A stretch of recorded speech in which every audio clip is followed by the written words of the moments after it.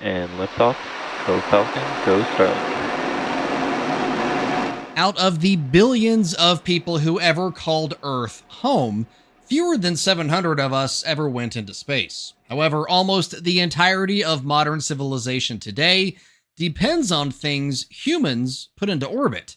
Everything from our power grid and communication systems to navigation, even banking software at ATMs, depend on their ability to communicate with satellites in space. It makes space-based assets incredibly important and vulnerable. But there was a gentleman's agreement until recent that we didn't mess with each other's space systems. We didn't jam them, we didn't spoof them, we didn't laze them. We just kept them safe.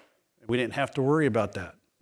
Unfortunately, General Michael Guetlein says that's changing. Vice Chief of Space Operations says adversaries like China and Russia are willing to go against international norms of behavior, fully cementing space as a war-fighting domain. Guetlein says both China and Russia can shoot down satellites with missiles from Earth, but they are also proving adept at fielding other orbital options.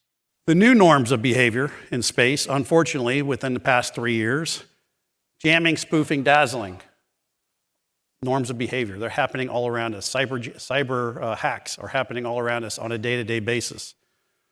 What's more concerning is the new kit that they're bringing to the fight. Nesting dolls in space that capable of launching an ASAT to take out, or a missile to take out another satellite. Shadowing U.S. satellites. Multiple satellites up there today are shadowing our U.S. satellites in a cat and mouse game. We move, they move, we move, they move. We don't know what their intent is. We don't know what their capabilities are. Unsafe, unprofessional. Guetlein says some Chinese satellites even have grappling arms able to pull satellites out of orbit and potentially hold them hostage. Everybody is starting to recognize how much more critical space is becoming to our nation and to our national defense. And in the exact same time frame, the Space Force is shrinking.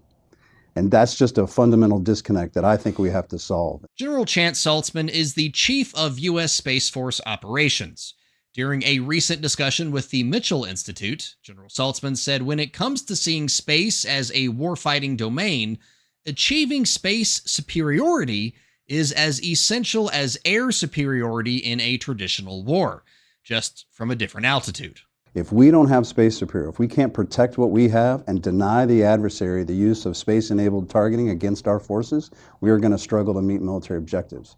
So it's an imperative. Space superiority is an imperative, and we've just got to get after it. Saltzman says there are 3 guiding concepts to maintaining U.S. space superiority, and they're all interconnected. The first is avoiding operational surprises. Space is huge, so the U.S. needs enough assets in space to monitor what's going on. Concept 2, offense holds the advantage. Satellites present juicy targets because up until now, they weren't built with onboard defenses in mind. Take one out and you could cripple your enemy. So now, Space Force commanders are again calling for more satellites, but not necessarily fancier ones. The idea being if one goes down, the others pick up the slack, creating resiliency. The third concept Saltzman says is needed for maintaining U.S. space superiority is responsible counter-space operations, or generating the ability to stop your enemy from using their space-based assets while still maintaining your ability to use your own. Without a doubt, the task given to U.S. Space Force is a tall order, and vital to every other branch of the U.S. military. But the Space Force only has 15,000 Guardians in its ranks and gets just 3.5% of the DoD's total budget. Add in the fact Congress signed another continuing resolution instead of passing an actual budget, and Saltzman says the Space Force is literally losing money year over year, something he says has to change. The adversary is not stopping. They are progressing. Their curve for developing capabilities is on a different slope than ours. Those that have been in the Pentagon wars associated with resourcing know that what really happens is your baseline budget just gets iterated on each year. It's a copy of a copy with slight improvements and adjustments. So what I think we're looking at is a fundamental shift, a step function shift in space capabilities through the Space Force budget. If there isn't a monumental shift in the DoD's approach to Space Force funding, Saltzman says American space superiority could cease, and the reign of Chinese space dominance could begin. And that's an outcome neither the U.S. nor its allies want to see happen.